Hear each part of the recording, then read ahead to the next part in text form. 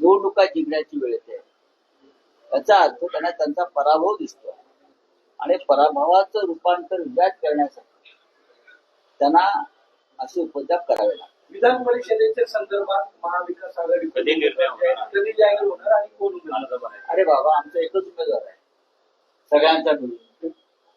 इतर लोकांनी याद्या जाहीर केल्या ठीक आहे, आमचा एक उमेदवार आहे. उद्या अर्ज भरायचा आहे.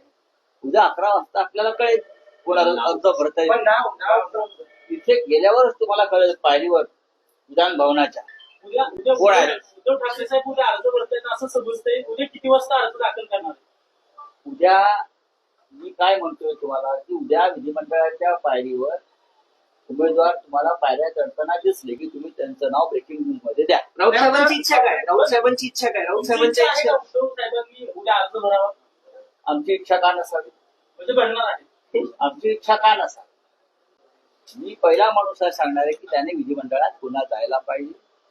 त्यानंतर काँग्रेसचे प्रांताध्यक्ष हर्षवर्धन पाटील असतील, सुप्रिया सुळे असतील, या सगळ्या प्रमुख नेत्यांनी त्यांना ही विनंती केलेली आहे.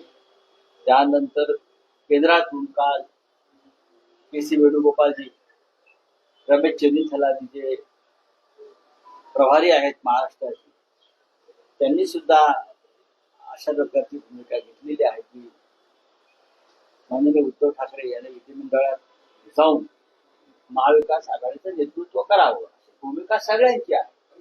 तर त्याच्यावर आज आम्ही पाहू.